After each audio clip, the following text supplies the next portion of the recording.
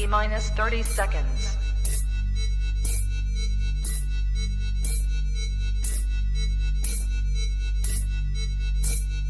T-minus 20 seconds.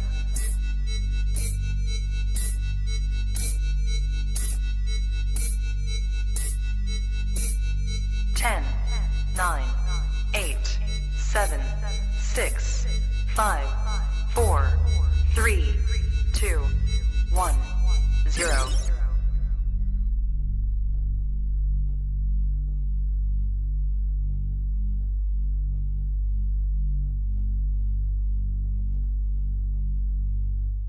Shout out to US ARC and all US ARC members. If you don't know what US ARC is, don't be ashamed. Just go ahead and click the third link in the description below. See what US ARC is all about, okay? You never know when legislations are going to hit your backyard, so that's why it's very important to consider becoming a US ARC member today. These numbers really do matter, and they look at it for consideration when it comes to battling legislation. So first and foremost, thank you, Phil Goss. Thank you to anybody out there who partners up and volunteers with US ARC organization. Thank you for anyone out there who's a US ARC member. And if you can't become a US ARC member today, please talk about it on your platforms. Let your neighbors know, let all your pet stores know what US ARC is here for, and it's here to fight for our animal rights. Thank you to every US ARC member and US ARC supporter out there. True.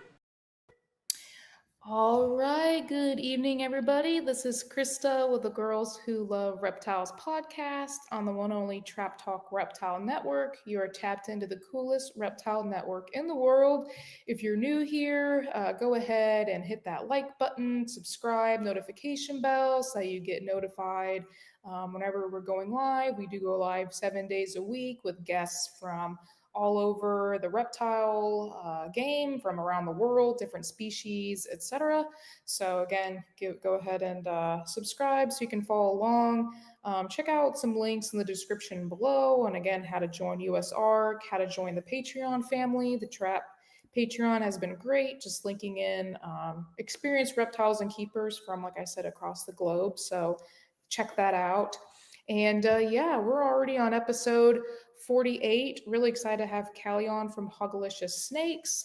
You know, when I had originally asked her to come on, she was a little, you know, she's relatively new into the reptiles and new to the breeding game, but she has a very strong background in marketing and working for several larger companies. She's very educated, so we have some in common there. So really excited to see how maybe we can apply those skills to marketing our reptile businesses, and then also, of course, talking about her current plans with her own business. So with that, right. And hey guys, hope you're doing okay. I'm doing the Dave Levinson style show, still waiting on the moving truck with all of my audio equipment and desk. So, but at least hopefully you can hear me.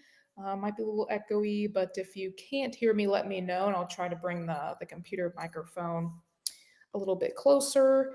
Try to think of any updates. Nothing really animal-wise. Everybody's settling in from the move.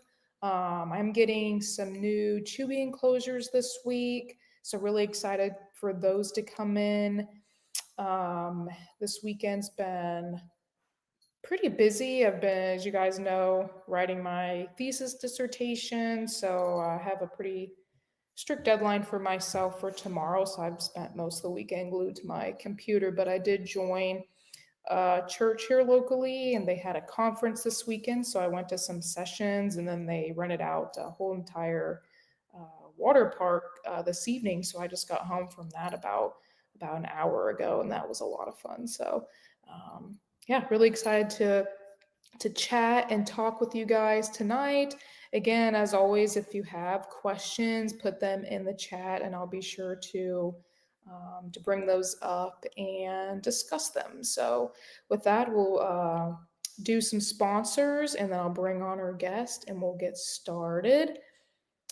So as you guys know, or maybe you know if you're new here, but ReptiCo is the official sponsor of the Girls Who Love Reptiles podcast. We have Channing Rice. She's the daughter of Don and Billy Rice, who are owners of Rice Reptiles. She has started her own reptile company, breeding high-end hognose snakes as well as crested geckos.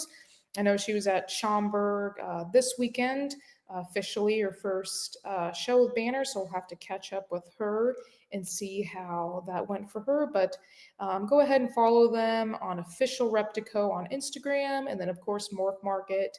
And then the Rice Reptile family also has a YouTube channel where they've been very religious in putting out YouTube content. So go ahead and subscribe and follow there. And then we also have Blake from Blake's Exotic Feeders. So if you're feeding your animals quail, definitely hit him up.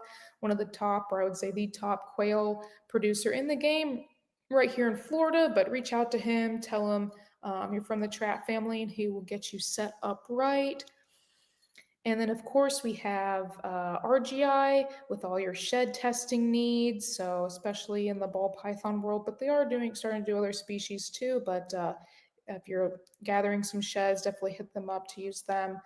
Reach out if they've got any promo codes going forward, and they'll get those tested for you.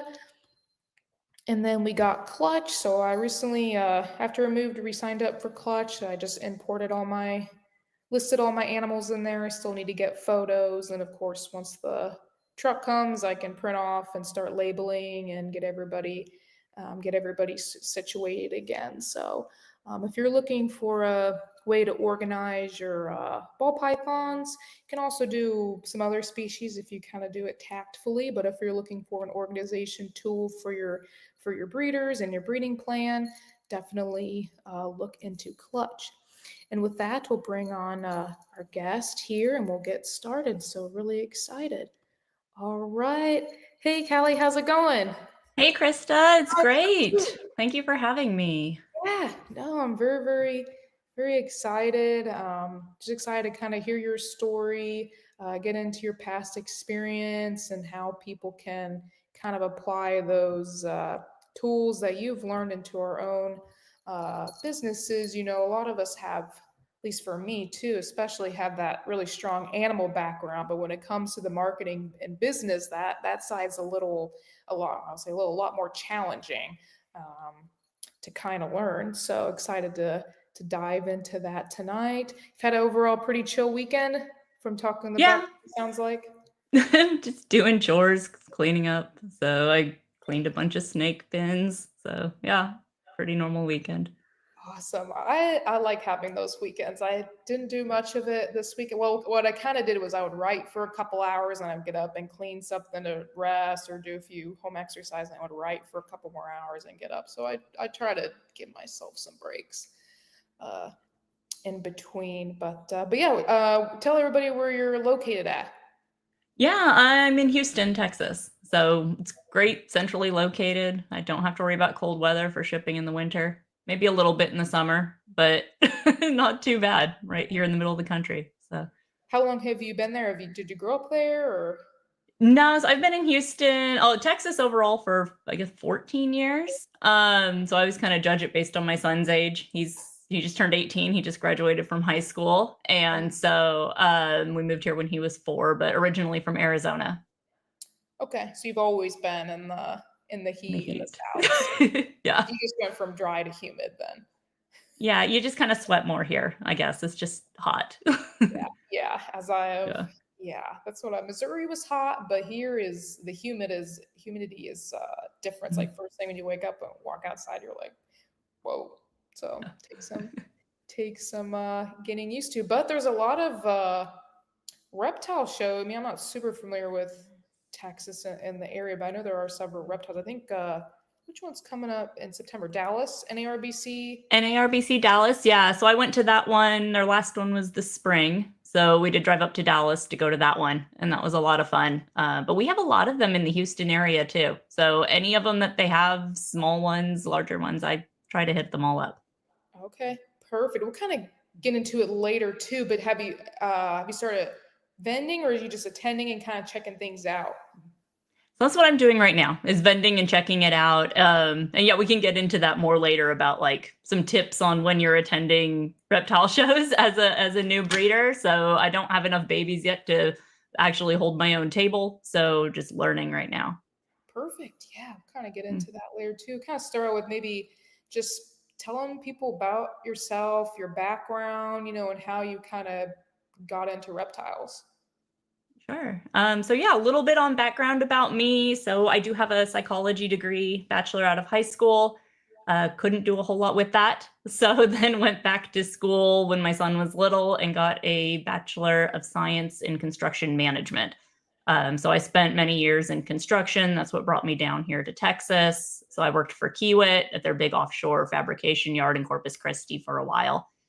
Moved here to Houston with that and went to another engineering contractor and then decided to go get my MBA. So I got my MBA from Texas A&M in 2018. It was a full-time professional program. So everyone there works full-time and goes to school full-time every other weekend. And then that's when I got remarried and had my now almost 8-year-old snake-obsessed daughter was in the middle of that program as well. So it was a bit of a crazy time. And after graduating with the MBA, I went to ExxonMobil. And so if you know Houston at all, I'm like 10 minutes from the ExxonMobil campus. So that's where I'm located, just near the airport. And then had my youngest daughter. So the two of them are just less than 2 years apart after that 11-year age gap from their brother. Okay. Loved ExxonMobil. But I like making quick changes. I'm very I have the construction background, but I love software, because if you want to try something new in construction and you want to test something out, you're ripping out a concrete foundation. You're making major expensive changes, where for software, if you want to try something out and it doesn't work, you just delete the code and try something new. And so I gravitated more toward that area because it gave me a lot more chance to play with what I wanted to try out. Which isn't really the space that ExxonMobil is in. They're not into building software. And so when there was a big exit of people that were leaving energy and going to technology, I was part of that. And I went to Meta, so Instagram, Facebook. So that's why we'll get a little bit into, that's why that's my direction on the marketing side. And was there for just over a year or so. It was a little too far technology for me. I started there fully remote as well. So I just felt like an ExxonMobil employee working at Meta. I didn't really get as much into the culture, but I learned a ton working on an AI platform in their infrastructure group. So I was a product manager over that system. And that's when I reached out to my network and met the founder of the company that I'm at now. And so now I'm co-founding a software startup in the AI space, focused on optimizing team collaboration and decision-making. So our whole company's remote. We're all over the world. I work very odd time zone hours, but I love it. And it gives me flexibility to be home with all my little friends who are right over here in my office with me. That's perfect. Wow. It's an incredible journey. And from similar, I would say, on the vet side, like they always tell us, even in vet school, whatever you think you're going to do, you're probably not going to end up doing that. So yeah, hearing how people can change. And I think just being flexible is huge, and being open to learning new things, especially with the AI, which is very interesting because that's new and upcoming. How was that transition into that? Did they train you well with programs, or was that complicated to learn, easy? I'm just curious on kind of going to that. So I don't actually code, which is kind of interesting. So as the product manager, the way that works is I'm like I lead the orchestra. I'm the conductor of the orchestra. So you have the end users, the marketing people, the sales and finance people, and then the actual people that are going to build the system. And I try to make sure that I understand the goals of what everybody is needing to do and direct them to all work together toward what's the most important thing we should be doing right now to build a system. And so it doesn't much matter on what specifically it is, but AI does add a lot of nuances into my position because they're always rolling out new AI right now. It's such a quickly changing area that we have to be able to quickly pivot our roadmap and strategy of the system that we're building to chase after the newest thing. But if we're always chasing after the newest thing, we're never going to build something. We're just going to keep pivoting to something else. So there's a good amount of strategy involved in what it is that we're doing on that space. But yeah, I think working in Meta in the AI area, that's some of the best AI engineers in the world are there. So it was a really great experience. Awesome. That's super cool and super fascinating. Yeah, it'll be interesting to see how that changes things. I've seen it a little bit in the medical space with radiograph reading per se, or we'll analyze the radiograph. I think I would say slower on the vet side than the human side, but I know some of my classmates are kind of running into that. Well, they still have a vet there to review the radiograph, but yeah, it's kind of overtaking that space as well. And then on the science side, I've heard some things. It's interesting with the government part and funding. They're wanting to fund more AI kind of research with organs on chips and kind of doing preclinical testing that's using kind of that method too. So I will probably encounter that just starting out my career as well. So it'll be very interesting on how that changes things. But with the reptiles, you mentioned your snake loving daughter. So is she the one that kind of propelled you into the reptiles? Kind of go into that too. She is. Yeah. So she's the one who really got started on it in 2020, COVID. We were all sitting around watching Snake Discovery together. Is really where it started, was with Emily.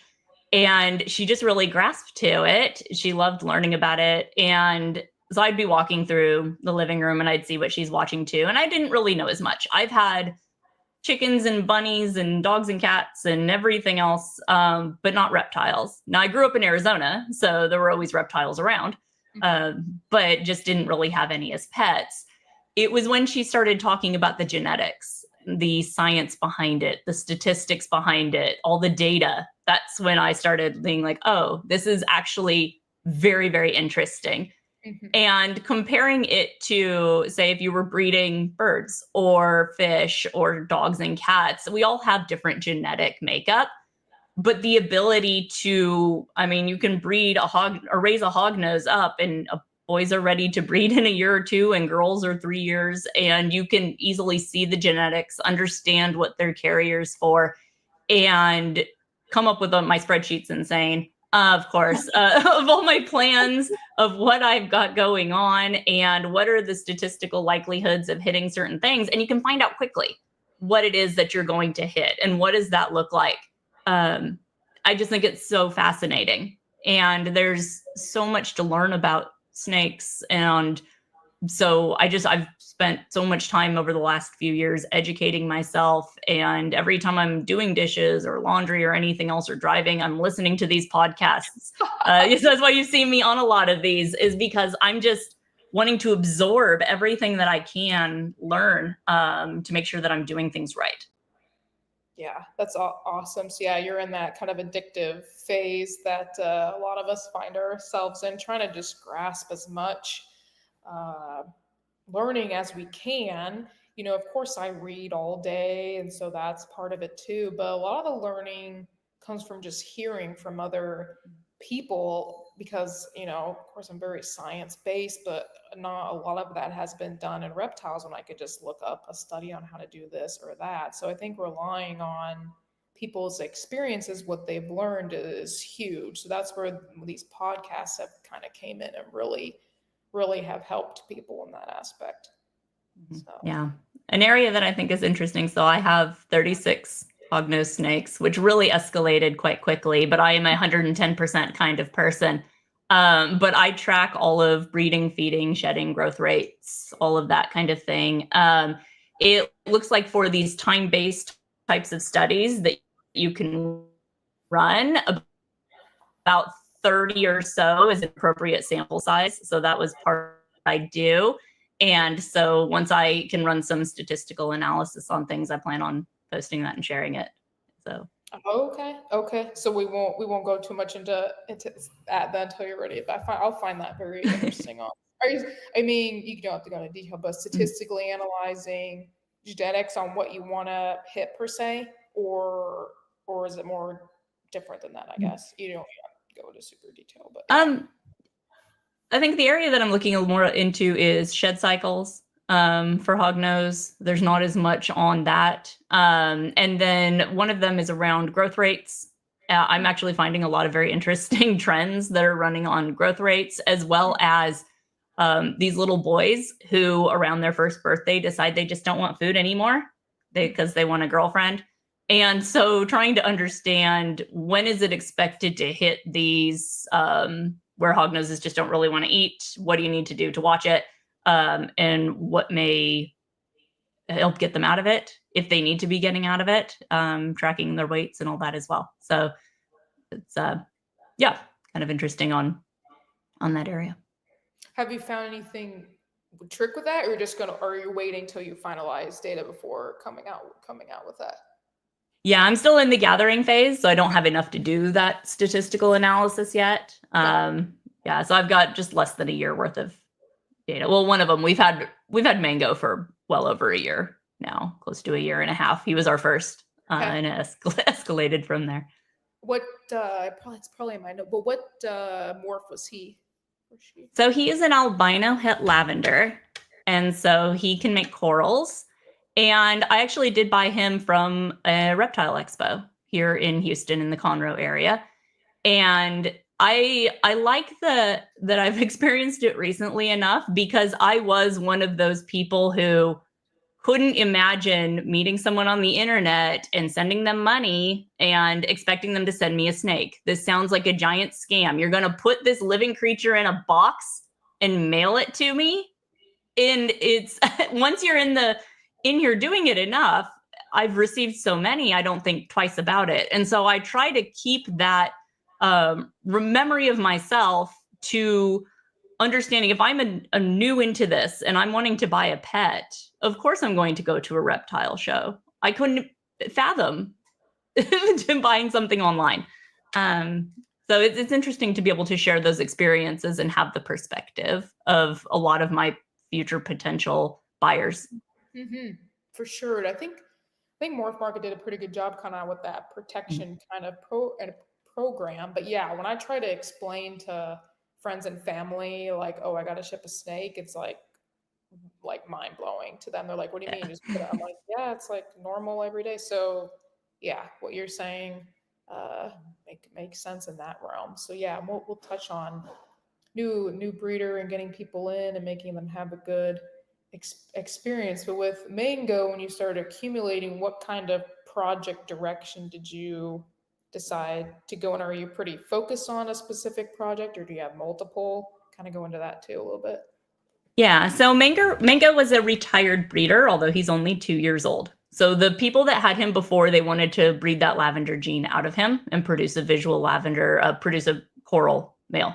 And so they kept some of his babies and no longer needed him, which I actually will, with anybody that has kids, especially mine were, I guess, 4 and 6 at the time that we got Mango, is he was an adult and the breeder had kids around my kid's age. And so he was used to being handled. And he's extremely friendly. He's the one that my daughter will still go grab him and she'll be sitting there playing on her tablet and he's just all around her and looking at what she's doing. And it made it just a really great way to get into it without starting with a baby, which is a bit of an overwhelming thought. So after I had Mango for a few months, and honestly, being a first reptile, I got him and I'm like 50-50 chance I kill this thing. I was so scared because when you hear about the husbandry, and it just sounds so overwhelming and it's very complicated. And it starts, well, just have temps and heat and light, fine.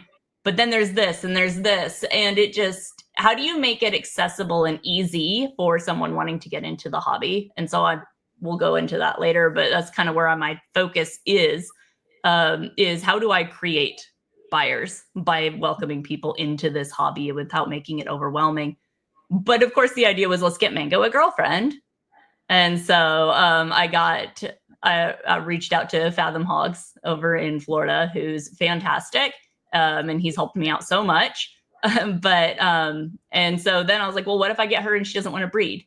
So I'm going to raise her up. So now I have to get a second girl. And then what if something else happens? And it just continued to escalate from there. And that's when I really started putting together what are some of the different projects that I'm working on. So because I want to maintain a fairly tight-knit group of them, avoiding any crossbreeding as well, of course, but also wanting to be able to close with what I have. So I may extend and go into Swiss chocolate next year or something else and bring that in. But at this stage, I don't need to purchase and bring in any additional snakes. And so we focused on Xanthic, albino, lavender, and sable.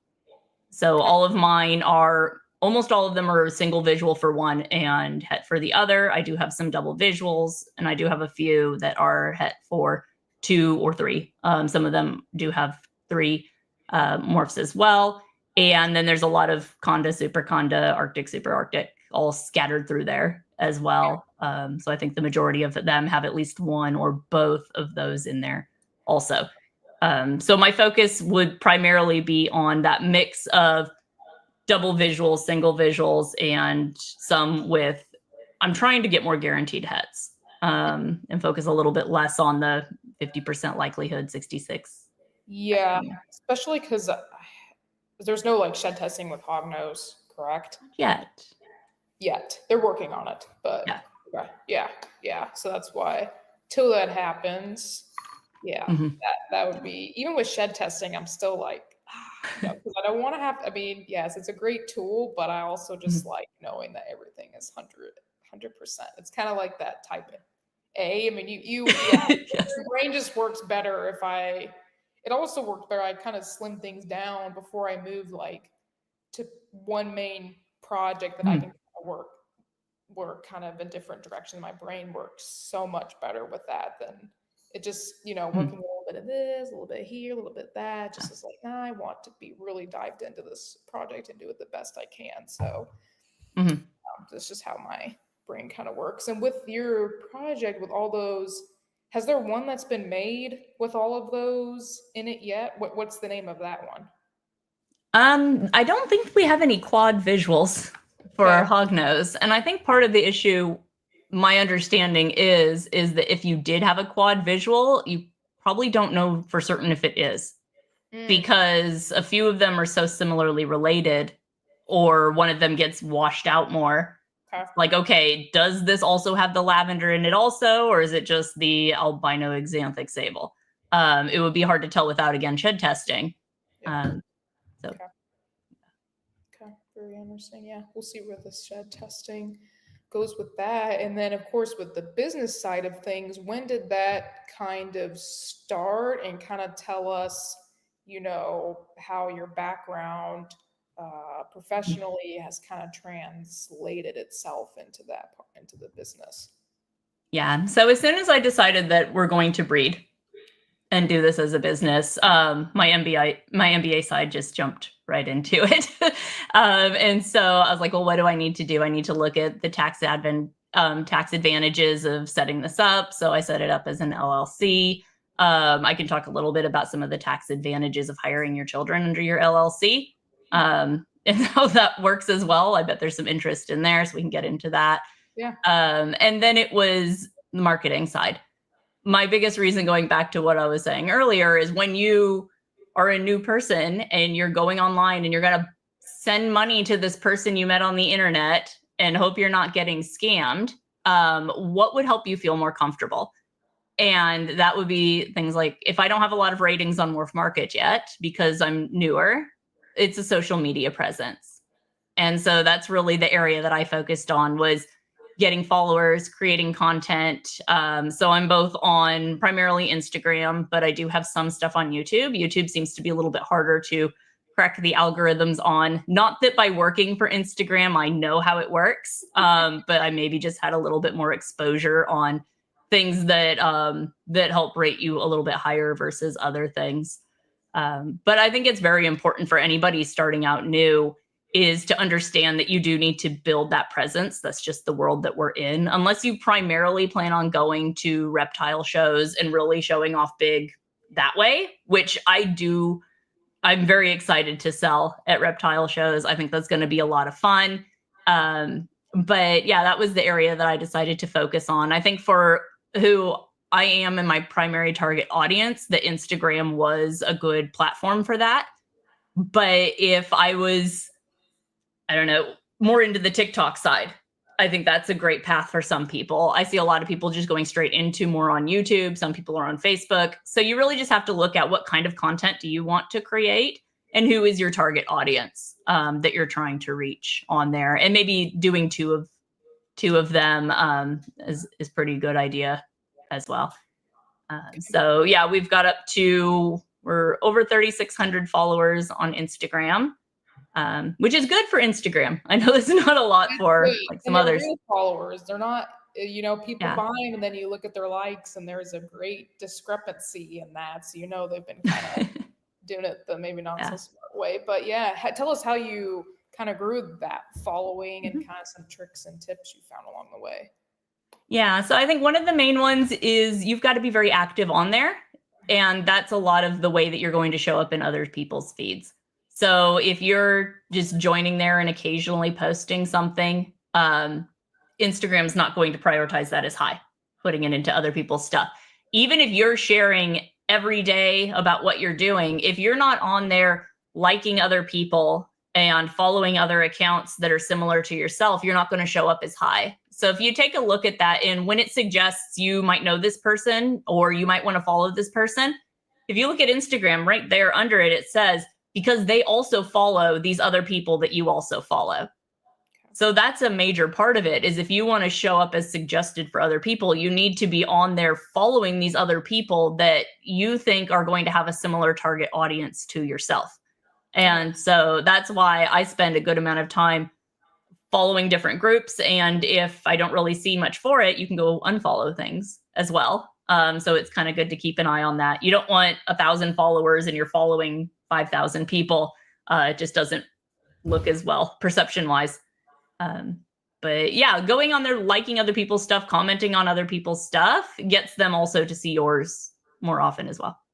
Okay, that's so not, of course you want to post, but it sounds like it's more just being overly active. And yeah, that was going to be one of my questions, is what should that, because I'm more of a numbers person, what should that follower to following, is there a ratio it should be, or should you keep the people that are following you less than your followers? Like, how does that kind of wrap into it?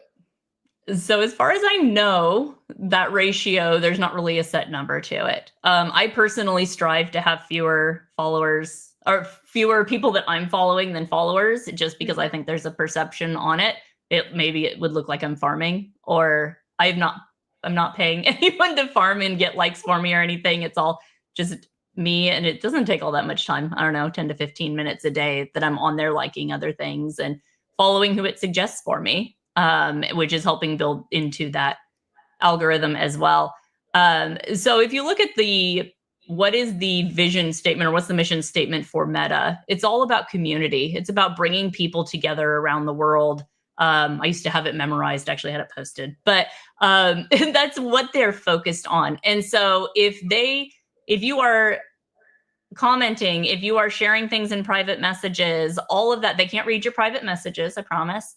But if you're sharing links through those private messages and having those conversations about things, that's going to help drive their algorithms up, because that's what they want. They want you to have meaningful interaction on the platform. And yeah, they want you to click those ads, but it's more about, you're going to be on there seeing their ads more often if you find it to be a meaningful use of your time to be on their systems. I didn't realize about the private chats. Now, does that work for like I'm assuming groups too? Because some of the Patreons I'm in have Instagram groups. So is that kind of an incentive to join those as well? Like, will that push your following out there too? I think it would be. Yeah. So it's more about just wanting to be able, if you have someone else and they're sharing your content into a chat, they're sharing it with one of their friends specifically, they don't read what you posted on it. They just see that it was shared into a private message, and that ranks quite high on the algorithm. Just like you're seeing on Facebook, something that has a laughing or a love emoji is going to rank higher than something with an angry or a sad emoji, because they're wanting to bring joy. So they rank it higher. If you think of it from that perspective, you can kind of crack it a little bit. Yeah. Interesting. That's really cool. Okay. And as far as posting, YouTube's very difficult as far as that. My understanding with YouTube with shorts, it really depends on the quality of it, like how many people see it in that initial hour or two is going to gauge how your whole platform does. Now with Instagram, is it, obviously if you want to post better, but I think a lot of hindrance from new people in is they're not photographers, they're not specialists in this, so they don't want to post if it doesn't look good. Does Instagram care about that, or just that you post? Just that you're posting. Yeah. I mean, they aren't judging the quality. I don't know how much the AI is doing image recognition and all. I mean, they do enough of that to make sure you're not sharing inappropriate content. So that's why things will get taken down. There's very few people that actually work for Meta, considering how many people use it daily. So there is a lot of AI that's actually in there looking to make sure that you're not sharing inappropriate content. But yeah, it doesn't matter the quality of it, as long as other people think it's interesting and they're liking it. That's what's going to drive it up to show up for more people. Yeah, I mean, with that, if it's really well done or good lighting, it's poor people are probably gonna like it. So yeah, that makes sense. I just didn't know from an Instagram platform. So kind of going off with that on the marketing side, maybe is there any other kind of tips and tricks you found on that side? I was gonna ask about the logo too, but I didn't want to switch paths if we hadn't fully went into the marketing on the social media side yet. No, I think that's kind of what I was going to get into, is you want to show a professional presence on there. You don't want to be on there posting things that are going to separate you from others. Don't be political. Don't be religious. Don't post unless that's really what you're driving toward. But if you're trying to sell snakes or reptiles, and you post something that could potentially divide your audience, all you're doing is reducing down the number of people that are maybe potentially wanting to buy from you. So it's better to just be all inclusive. Think about if you were at work and you were trying to show a professional presence on it, make it look nice. And yeah, the logo was one thing that we did pretty early on. So I have my cute Hogalicious merchandise on my shirt, and I have like the hat with the embroidery. And when we go, and I got shirts for my daughters, and when we go to reptile shows, we look like walking billboards. But I mean, that's part of it though. And I wanted to do something for a logo that was fun and cute and makes people smile. And so I originally tried some AI logos, and they were all terrible. The girls and I came up with the name Hogalicious when we were after we decided, okay, we're going to make this a business. We're going to go and do this. We were at the playground, and I'm like pushing them on the swings and all that. We're kind of coming up with different names. We wanted to have a theme to it. And we went with what can go with mango. And actually all 36 snakes are named after ice cream flavors. So if you follow me on Instagram, you'll notice that. They also all match their colors. So mango is an albino, cocoa is a sable, and then they come out with the Swiss chocolate, so I kind of messed that up. But like lavender, we have ubi, acai, they're both lavenders. And so I really tried to match what their flavor is with the coloring, something cute like that. That gets people to, it makes you memorable, I think is what a lot of it is. But with the logo, that was actually done by another Miracle Reptiles, who I bought a few snakes from as well. And I checked with him because he also sends in stickers if you buy a certain number. And I was like, your graphic designer is really good. I was like, do you do these yourself? And he said he actually does them. And he's done some logos just on the side when he has a chance. And so I sent him some of my ideas, and he came up with the logo. And I wanted something that, it makes you smile when you see it, like the name Hogalicious, something that's kind of memorable and cute, and kind of reflects that we are a women-owned group, and I'm doing this with my daughters. Yeah, I still feel like it also gives a professional kind of vibe. It's colorful, but the way it's done is very, very well, because you have other people that are kind of doing maybe the same thing, but it comes off as a little, maybe more on the unprofessional. It's hard to describe. I think you understand what I'm maybe it's not as well done. I don't want to say it's like inappropriate per se, but it's just a little, maybe just not as well done. So what did I do? I used Fiverr for mine, and was pretty happy with it. So yeah, I wanted something that was more on the simple side, had my favorite colors. I'm very heavily, of course, science background, so wanted like the DNA thing in there to kind of represent that. And then I wanted with geckos and snakes, I didn't want to pin myself into one species. So, are you for sure just doing hognoses, or are you looking at other species? That was something we obviously discussed before picking the name. And hognoses are the cutest species out there. Pretty adorable.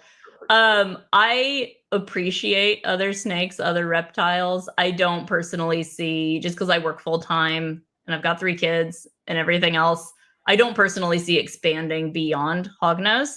There's plenty to do within that specifically. So I would say I'm a pretty hognose specific breeder. Okay.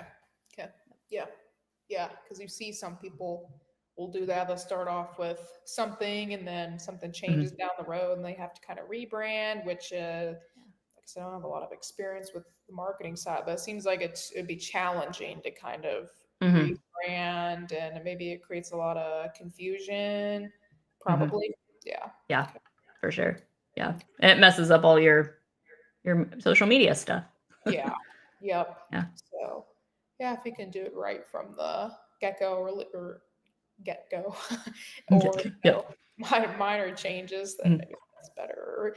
I think a lot of people maybe rush into it like right away. Like you can take a little bit of time and maybe do it right, instead of just rushing to put something out there just to put something out there. Yeah. But on the other hand, I do think it's good to start a presence maybe before you start breeding or having animals for sale, so that people know who you are and then feel more comfortable to buy. Because when I started, I had a lot of local people tell me that. They're like, oh, nobody knows you. Nobody's going to buy your stuff. And I was like, little you know, just watch me. So I think that's also important as well. Yeah, I don't remember which podcast it was that I got that advice, but yeah, you need a social media presence and following before you even sell your first animal. Yeah. Just posting, people get so worried, I just have a few snakes, it doesn't matter. Put yourself out there, going on podcasts. I know when I asked you initially, you're like, okay, no, Brad. I'm like, hey, that's okay. You still have a lot of experience that can still be helpful to people. And I still think that's beneficial to learn from somebody new in the hobby and how they're thinking about things. As we're talking about, everything's ever changing and we need to be flexible and, maybe adopt new ideas that could be better. So with that, kind of pivoting, what are some things you've kind of picked up on as a new keeper and breeder that you want to implement into your business? Yeah. So one of the things right away is making sure that we show that we're doing it right and that we care about biosecurity. And I know my initial ones, I'm like, well, I only have a certain set one, and I always wash my hands between touching them. And I make sure I don't share things between the different snakes. But just the perception so I do Hoggy of the week. And so every week I pick a different snake and I kind of highlight it a little bit. And it's just something I set a reminder in my phone so that I do it every week and keep up with that on social media.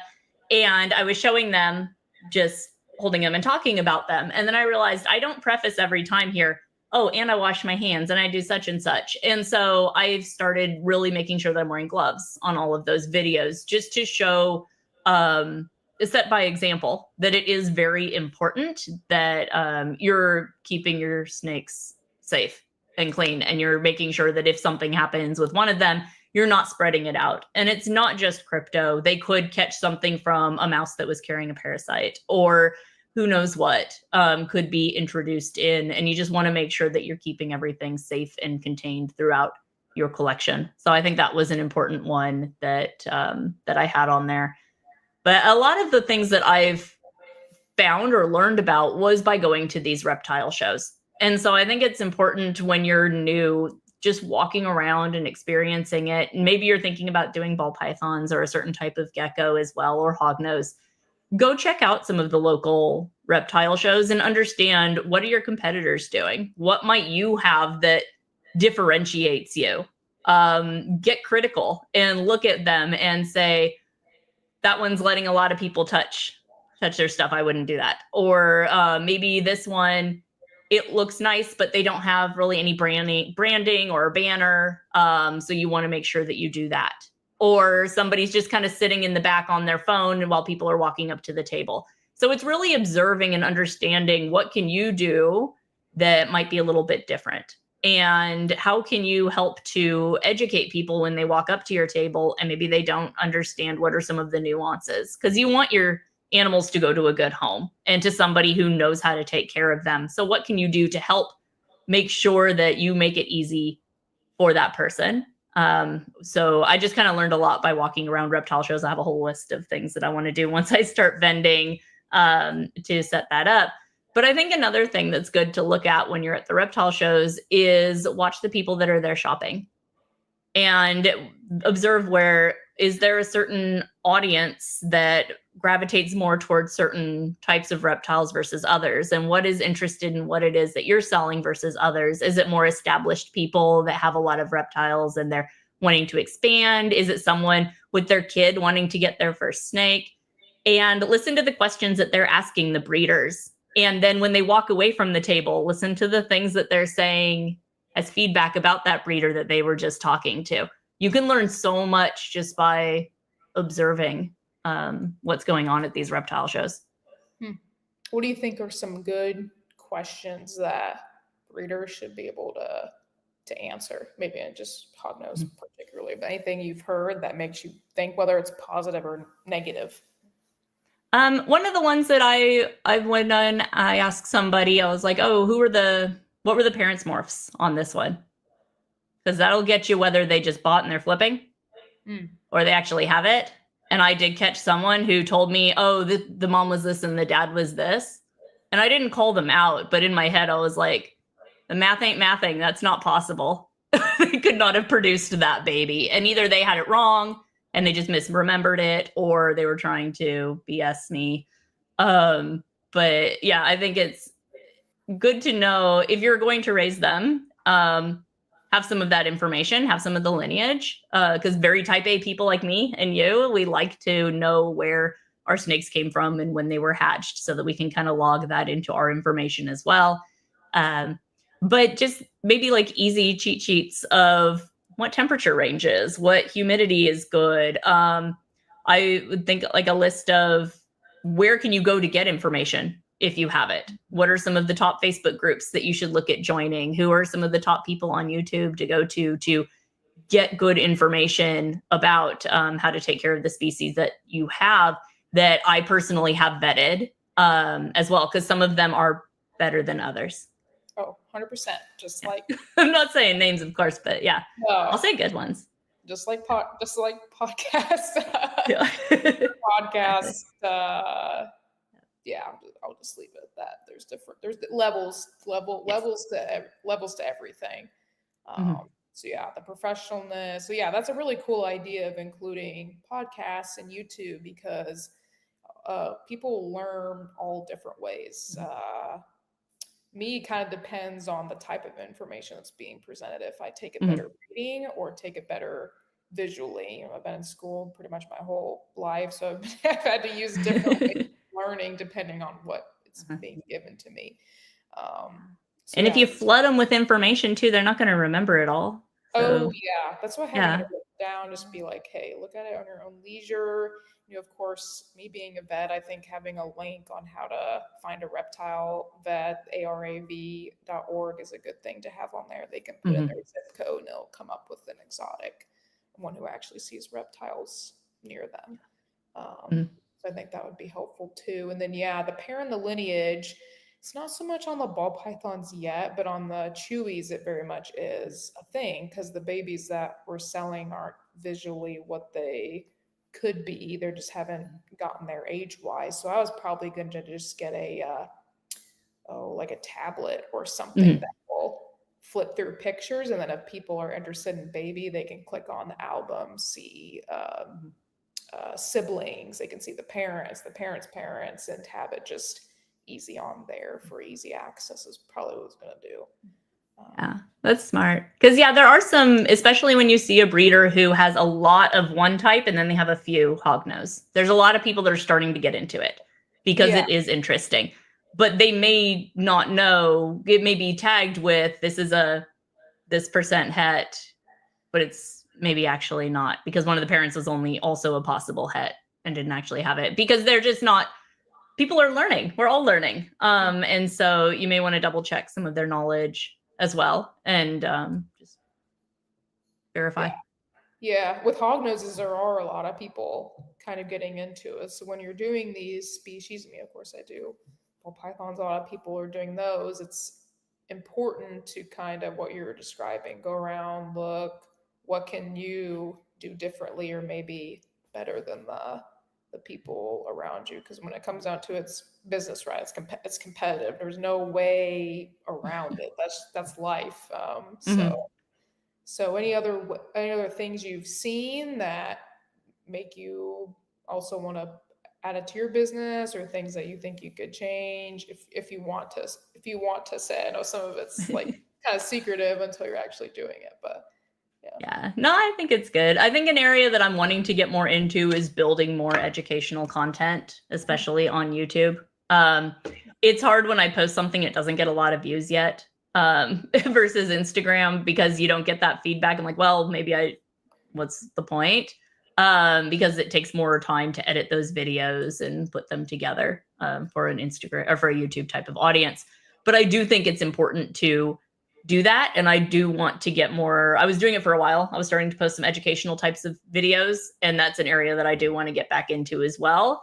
So that when I share, these are really good YouTubers, you should go check them out, I could include myself as an easy guide on there.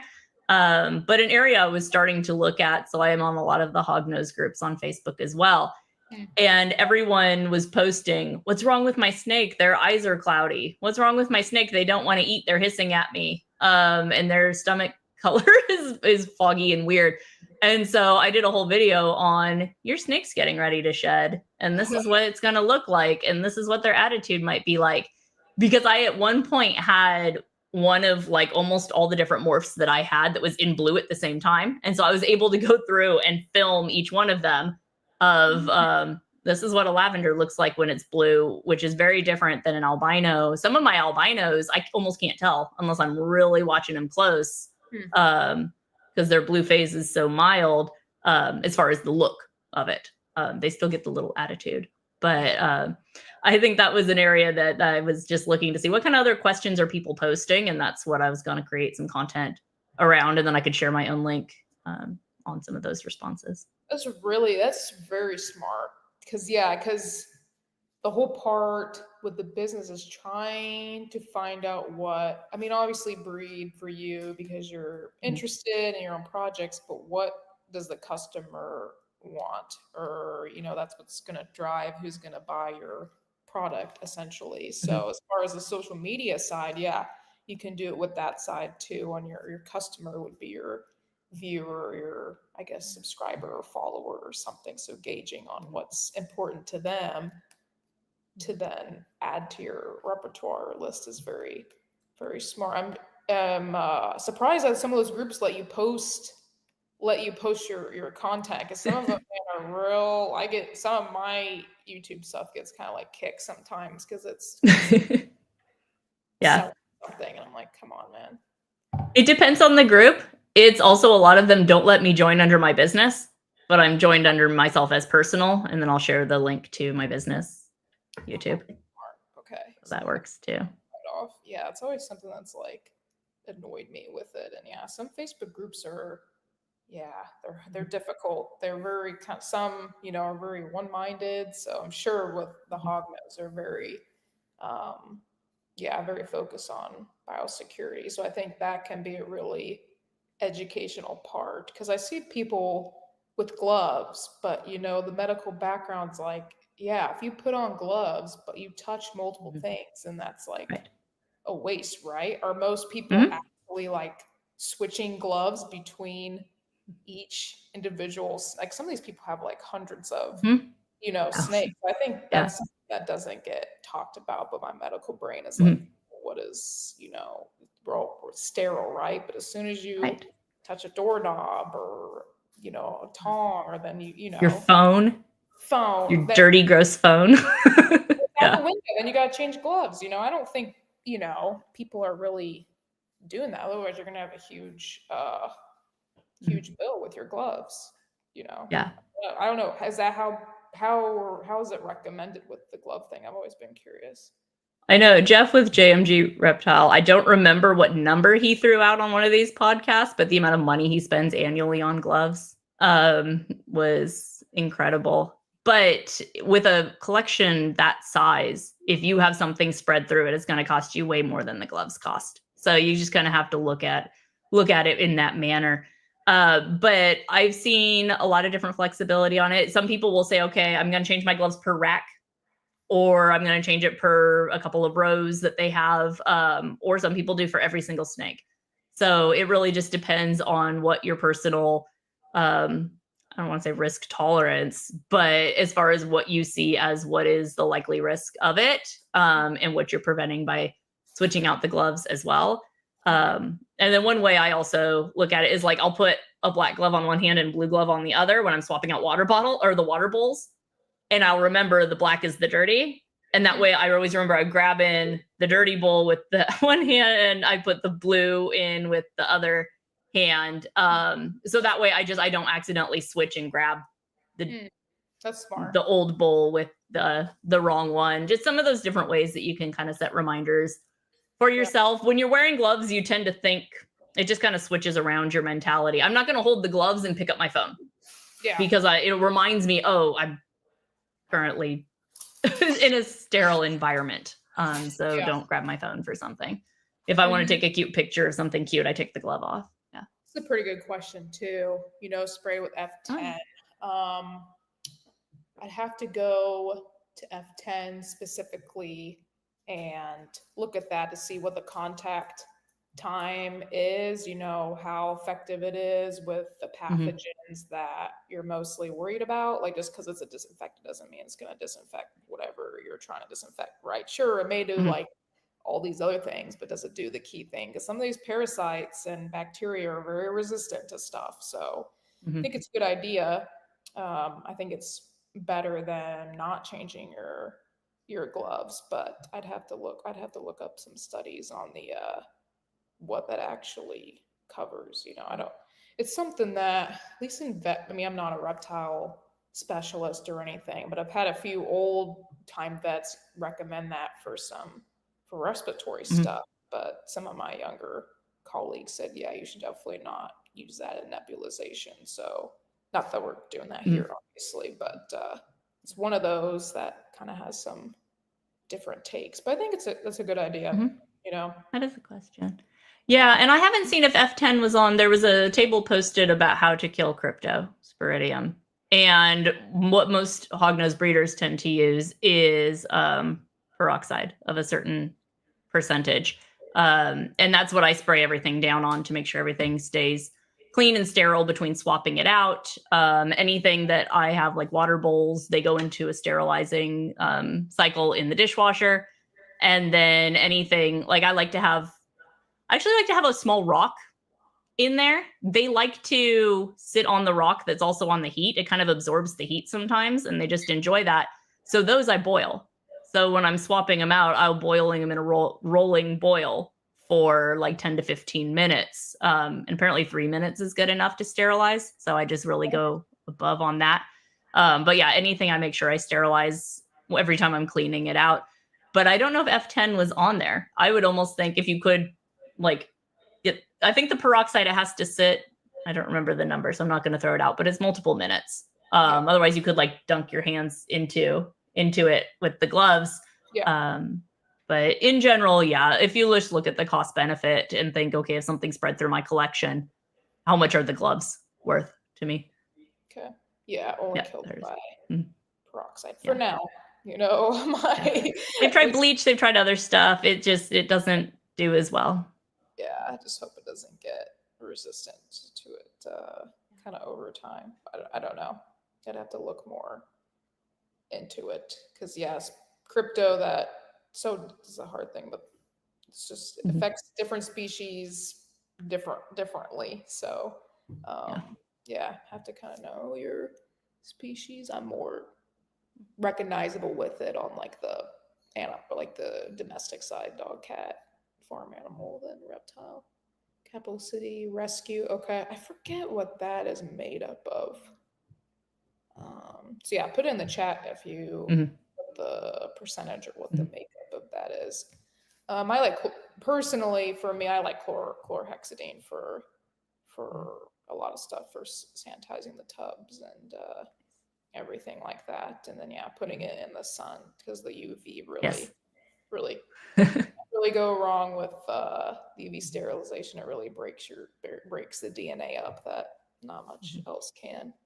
Yeah, we had full sun and 100 degree in Houston today. I had tubs sitting out in the driveway. I think even on the concrete plus that, nothing could live through that. I can hardly live through that. Nothing can live through that. Yeah, and then Capital City Rescue 1 minute, Versada 1 minute.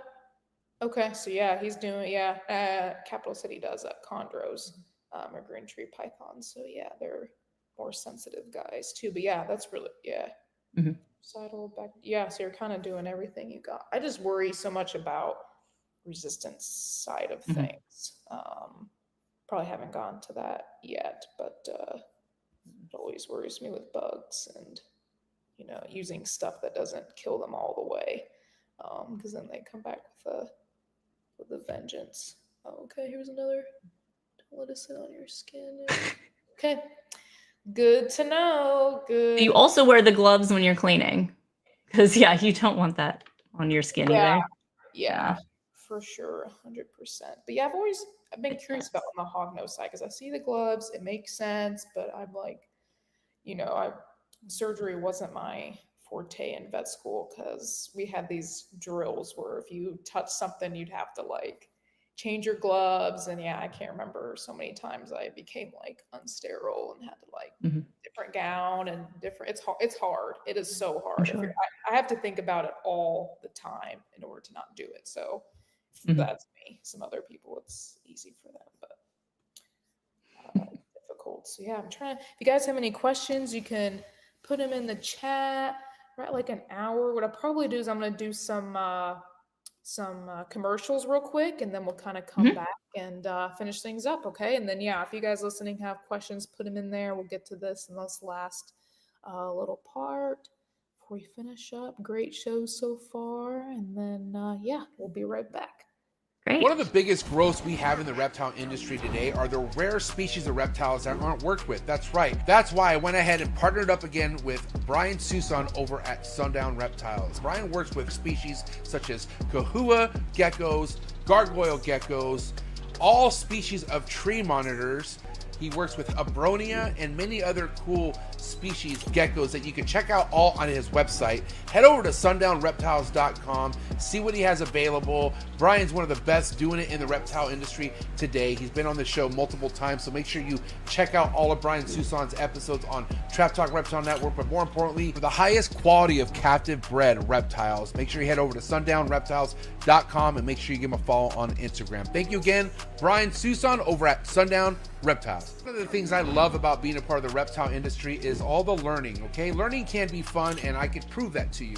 Thank you so much to today's sponsor, Gary Scavino over at gs.reptiles. I highly recommend you head over to his YouTube channel, follow all this man's content when it comes to learning about rare species of snakes you could be keeping in the hobby, and also just finding out how easy a lot of these rare species of snakes are to keep in general. So thank you so much, Gary Scavino of GS Reptiles. Again, head over to his YouTube channel. Also head over to his Instagram to be on top of all of his current work and be ready for a big year over at GS Reptiles. Thank you so much, Gary, for your ongoing support. I really appreciate it. Cheers.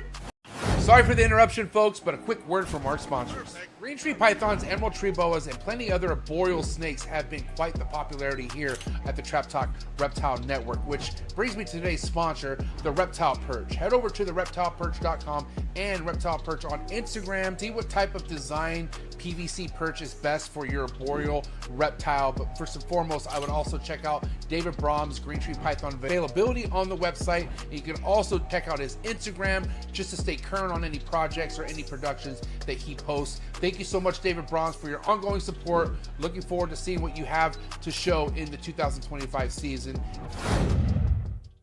When you think about building a good community and being a leader of that community, nobody comes to mind better than Mark Hager over at Texas Chondros. That's right. Make sure you head over to TX Chondros on Instagram and also head over to Mark's website. See what he has available Green Tree Python wise and be ready for quite the 2025 Green Tree Python breeding season out of Mark Hager. He's a veteran in the Green Tree Python game, one of the best and nicest breeders in the Green Tree Python game. He's been putting on the whole state of Texas for as long as I've known him. So if you want to see all the amazing other chondro keepers out of the state of Texas, another good reason to go follow Mark Hager over at TX Chondros on Instagram. And again, head over to his website, texaschondros.com. You can find all the links in the description below. Thank you so much, Mark Hager, for supporting the trap. Treat.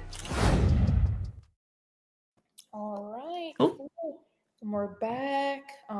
Here we got one question before we kind of go into the I've been out of there for a couple years, so I'm not sure. I'm just judging their risk aversion. I wouldn't see it coming up anytime soon, but I'd say just watch the news and we'll see if they allow that again anytime. And then during the break, one other thing I thought of too. So my YouTube video that I think probably has the most views, I did a how to build your own snake rack video. So I do woodworking and DIY types of stuff as well. So if you're interested in that, check that out on my YouTube. And if you have questions, reach out on how that works. But just kind of trying to show how do you get into it entry level, lower cost, and then you can build up from there. So making it more accessible for people. Plus, I kind of wanted the snake racks to look a bit more like furniture since they are here in my office. So like with the stained wood and all that stuff that I have for the trim on it. Perfect. All right. Yeah, I believe I'm gonna go back and I don't know, but I think I put your links to both Instagram and YouTube in the description below. So yeah, go ahead and follow and watch that. I would like to look at. I'm not handy at all. So if something comes up that I have to do, I'm like, it combines snakes, spreadsheets, and woodworking. So this was like the perfect thing to get into. Love it. Yeah. That's really cool. Yeah, it's interesting. It's so cool to hear people's backgrounds and stories and how they get into it and how skills they've learned in their other professional life can apply. So with your the hognoses, what's your breeding plan looking like? Are you breeding this year? Is this more of a next year? Like, kind of tell us your timeline in doing that. Yeah, so I have like no chill. I don't have a lot of patience. Surprise. So I did buy a couple of adult females that were close to ready to breed. One already was. The other ones were not as much, but now they are. So I actually have 4 girls that have come out of brumation, and they've all been paired up. And so now we're just kind of waiting for when their cycle hits as far as that goes. My current plan, so I've got 20 girls and 16 boys. We'll see if I need more boys, but staying with just the 4 genetics, I'm able to interchange quite a bit, was part of the idea with that also. So my current plan is every quarter, I'll brumate 5 girls. So that way, instead of, because working full time, I don't want all the babies at once. It'll kind of spread it out.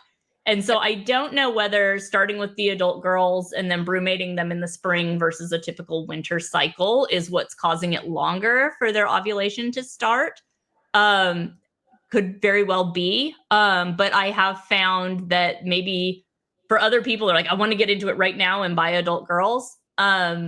Just be ready that they may not be ready for you.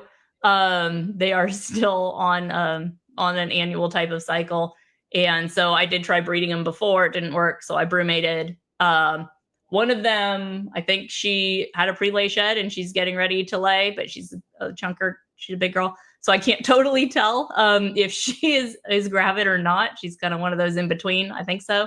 So I'll watch her. And then the other 3 girls are hopefully going to start laying soon. I've got 3 more that are getting ready to go into brumation to start the next quarterly cycle. And then it'll be my girls that are hitting up ready for 2026 and 27 breeding will take the rest of them. So I am kind of trying to phase it too. I didn't want just all babies. Right. I wanted to get a few so that way I could learn throughout the process also. And I do have a couple of proven breeder males. So if I do have one where she's slugging out, I can test and see, is it the male or is it the female? Okay. Okay.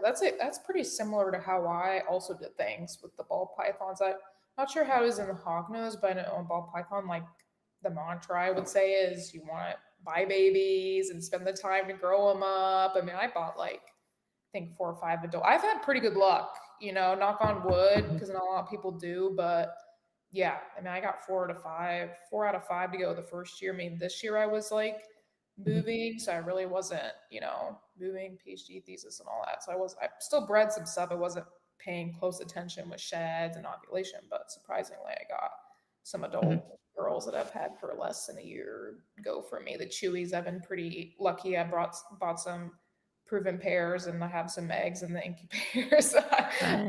Yeah, they're incubating. So I don't know. It's worked for me, but I do get the, you know, the advantages with growing up your own stuff. But I think you can still be successful with buying adults. But I don't know. I'm just a new breeder too. And that's something I'm tracking too. Yeah. So do they do better brewmating over the winter as would be typical? But I'm also maintaining a pretty standard environment. And I'm in Houston. We don't have extreme winters as well. So it's not like I can just put them out in the shed or some other people do where they just kind of turn off the heat for the winter. Yeah. We don't hit that. So I have to do the wine cellar where I'm at here, or the wine cooler. So that's how, what are like the temps that do you rev it up rev it up when they're coming out or rev it down when they're going in? Like how have you learned to do that? Where did you learn to do that? And so, you also have, I think, Jeff's in the building. Yeah. Hey, Jeff. So I think I probably follow his brumation strategy as close as possible, but I've gathered stuff from a lot of different people. As Len at Exotic Fire Hogs had some good tips as well. He has a great video on kind of step-by-step how to do that. But I'd give them the food, make sure they've got 10 to 14 days to fully digest on the heat before you turn off their heat. I take them off the rack and take them to another room where they're there for another 5 days or so, 5 to 7 days at room temperature. And then halfway through that, I'll put them in their little box that they're going to go into brumation with, which is cocoa core and a little bit of sand. So kind of a loamy mixture. Keep a good humidity with it. Not like soaking wet or anything, but not dry either. You don't want it powdery. And I've gone through it with the 4 girls. And then they'll go into the wine cellar, and then I just slowly start dropping it down a few degrees every other day or so. I've had good luck around 50 to 55 is where I've sat them at for at least 2 months. 2 to 3 months is good. And then pull them out of there and then just slowly kind of reverse the cycle. So you're warming them back up before you put them back onto the heat. And then if they eat, they eat. And if they go for a week and don't want to eat after they're at heat, just start pairing them because they must not be interested in food. They must be wanting a boy. So that seems to work. Mine were kind of split 50-50. 2 of them ate right away and 2 of them wanted a boy first. But not a single gram was lost weight-wise on any of them. So it was every, other week or so, 2 to 3 weeks. I'd take them out just to weigh them just to make sure, just because it was still pretty new to it. Mm-hmm. But being able to maintain that humidity for them, you don't want a water dish or anything in there because you don't want them to spill it. Mm-hmm. But it allowed it to, maintain great temperatures and great weight. Perfect. Yeah, definitely sounds like it's very, very systematic and have the plan. And you're just waiting on some eggs. So it's exciting and see if that. It's definitely scary. Putting one of your your sweet your little babies into the fridge. I can't But, imagine this yeah. whole, I mean, even putting eggs in an incubator, I'm like, all right, goodbye. Try not to look at you for a few months and get worried. Oh, Jeff, Yeah. you can Good take tip. them out, please. Yeah. Now, I don't know too much about hog nose, so forgive me if this question is naive or anything. But with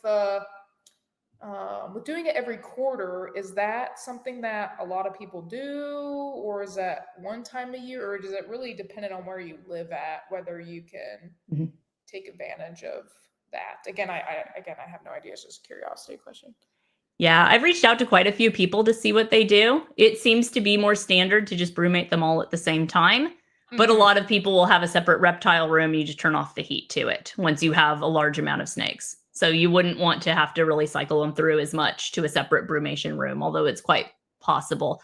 It does seem like there's fewer that do this quarterly rotation, but there are people that have done it and had good success with it. So I figured I'd give that a try first. And if I find that mine that brumate during the typical winter months are doing much better than those that I'm trying to brumate through summer months and kind of try and trick their system, then I'll post on that and we'll have some data-driven results.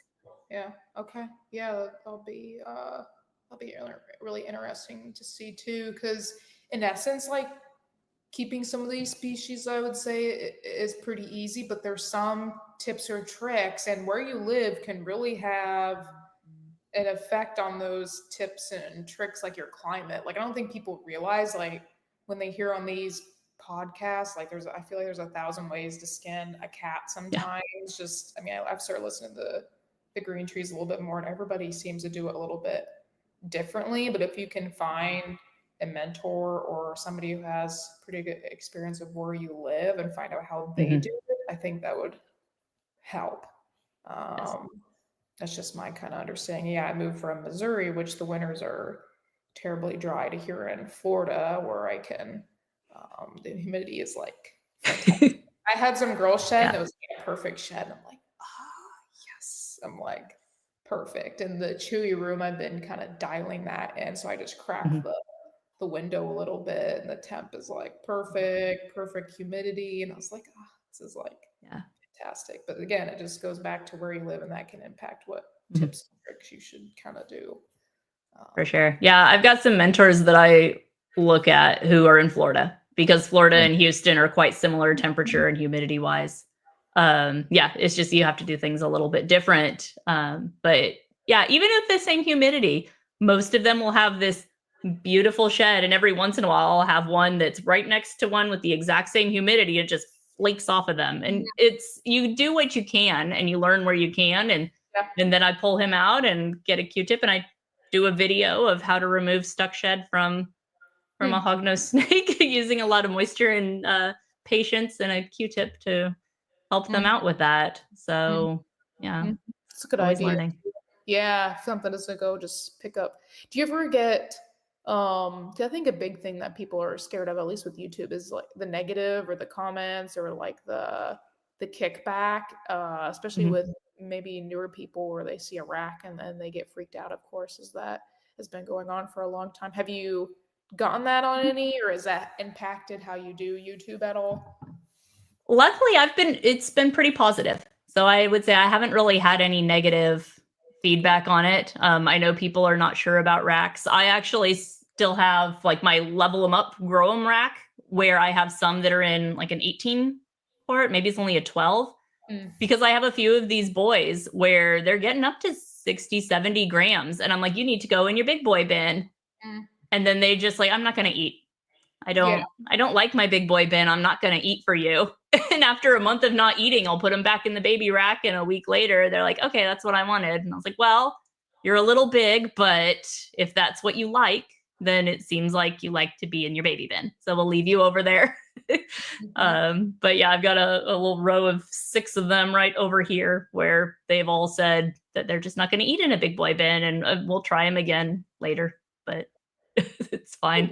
Patience too, and with being new into reptiles, like people like freak out if they don't eat for a week, and I'm like, hey, it's normal. Just if you're really worried, just start weighing them, you know, become concerned when they lose X amount of weight. Mhm.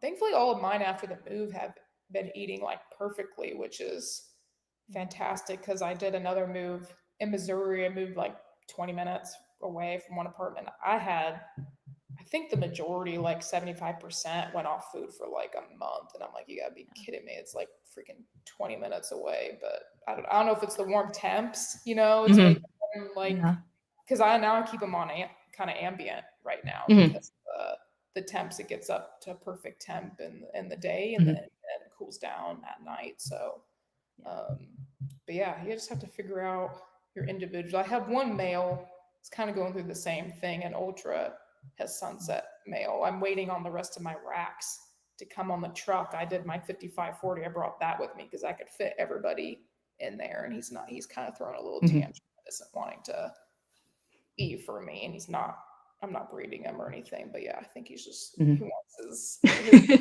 rack, and I'm like, well, whenever that truck gets here, my man, so you're just gonna have to just again, his condition looks good, and he looks health-wise. I'm not breeding him, so I'm not putting him on any over stress or anything like that. So yeah, it just comes down to the individual. Campos is a good question here too.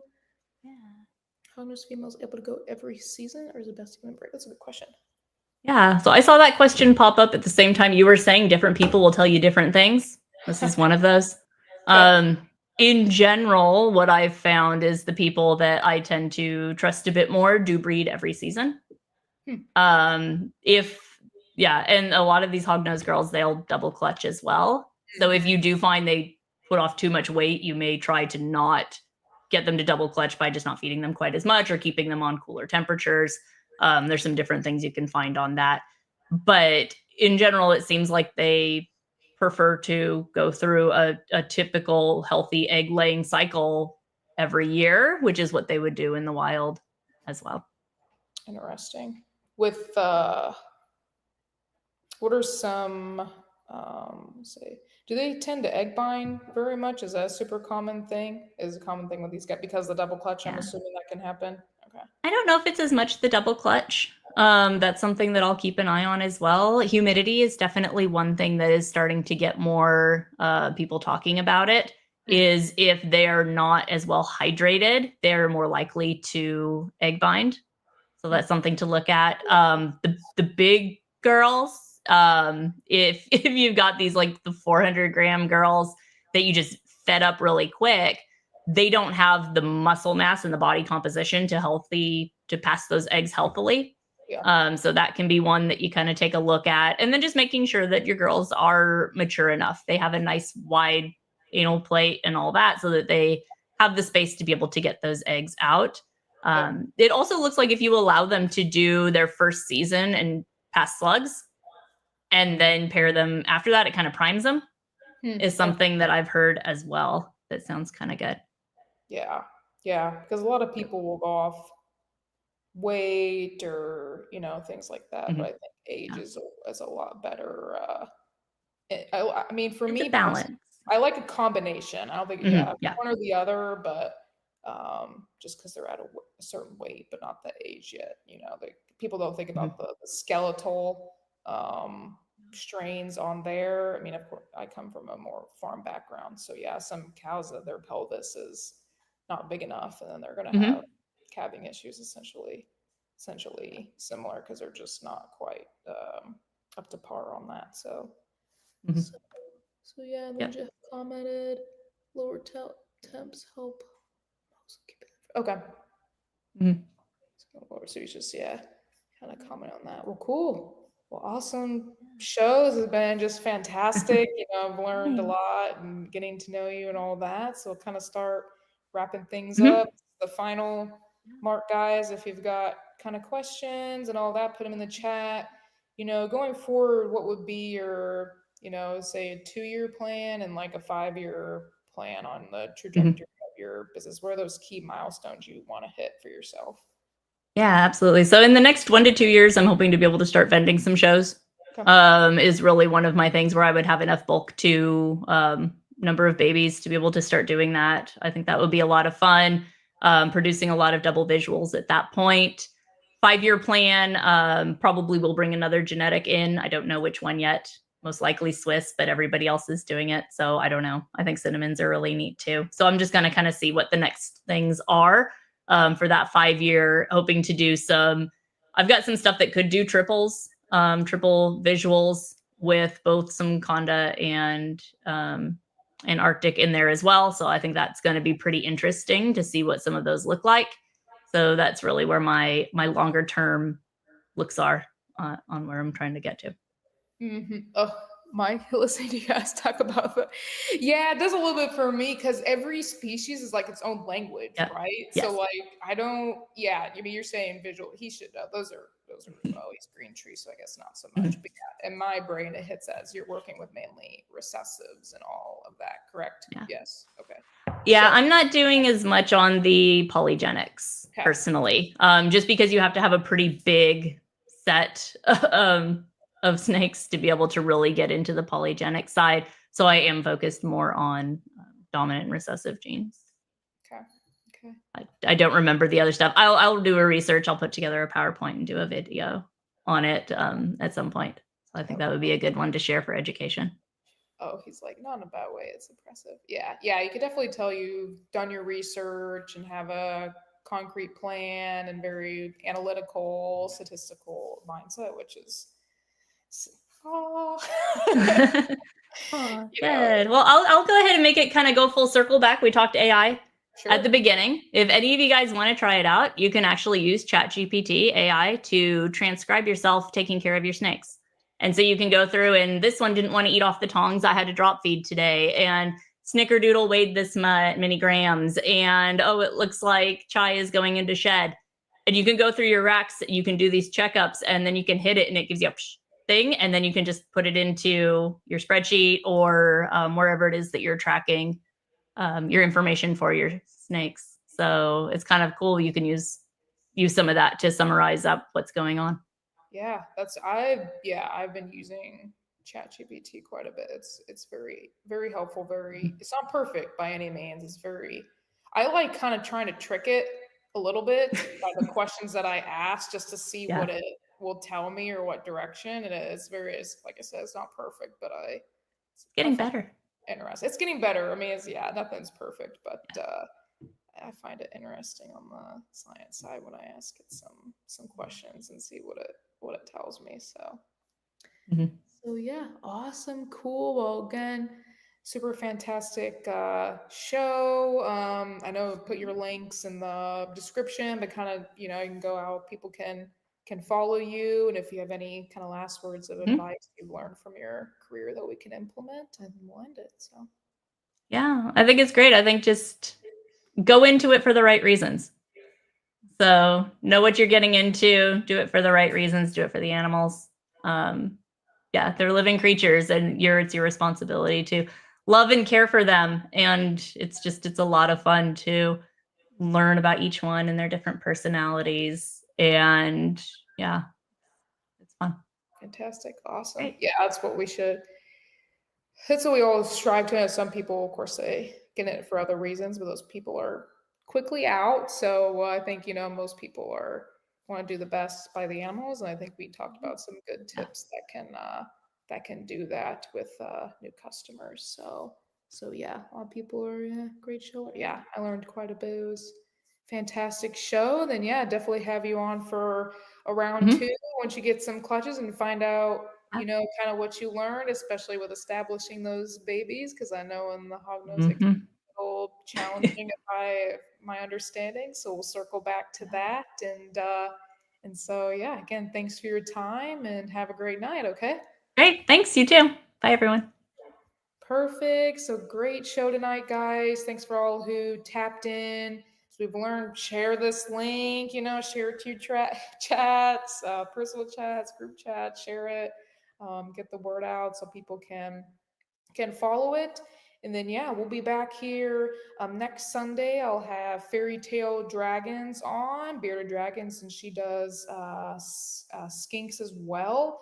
So, has a lot of experience in the game with those species. So we're excited to have her on. If you guys have questions, reach out to me, and hope you guys have a great week.